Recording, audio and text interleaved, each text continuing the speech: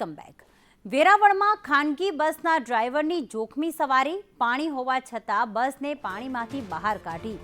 ગીર ગઢડાના દ્રોણ નજીક પુલ પર પાણી જ પાણી જોવા મળ્યું અને ધસમસતા પાણીના પ્રવાહમાંથી આ ડ્રાઈવરે બસ કાઢી હતી। બસમાં અનેક મુસાફરો સવાર હતા। સદનસીબે કોઈ ઘટના ઘટી નથી, પરંતુ પાણીનું આટલું વહેણ હોવા છતાં પણ ખાનગી બસના ડ્રાઈવરે જોખમી સવારી કરાવી, પોતાનો જીવ તો જોખમમાં મૂક્યો, પરંતુ બસમાં બેઠેલ જે મુસાફરો હતા તેમનો જીવ પણ જોખમમાં મૂક્યો હતો। સદનસીબે કોઈ હાનિ થઈ નથી, પરંતુ જોખમી રીતે આ બસને પાણીમાંથી બહાર કાઢી છે તેવો વિડીયો વાયરલ થઈ રહ્યો છે।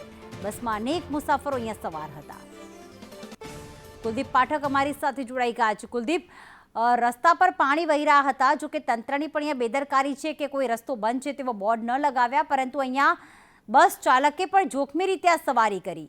ક્યાંનો છે આ વિડીયો, ક્યારનો છે?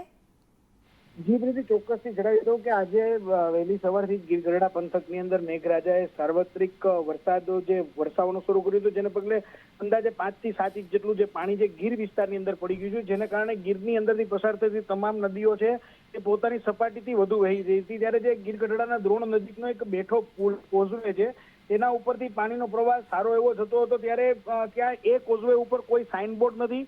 તંત્ર દ્વારા કોઈ ત્યાં કેટલા લેવલનું પાણી હોય ત્યારે ન નીકળવું તેના માટેના જે પ્રતિબંધિત સૂચકો જે બોર્ડ લગાવવા જોઈએ તે લગાવ્યા નથી, જેને લઈને લોકો છે ક્યાંક ને ક્યાંક ત્યારે આજે સવારે એક જે ટ્રાવેલ્સ ચાલક હતો તેની અંદર પેસેન્જરો ભર્યા હતા, તેને પણ પોતાની રીતે પોતાની ઉતાવળના કારણે લોકો ના પાડવા છતાં પણ આ જોખમી પુલ ઉપરથી જે સવારી કરી હતી તેનો વિડીયો લોકોએ ઉતારીને વાયરલ કર્યો હતો।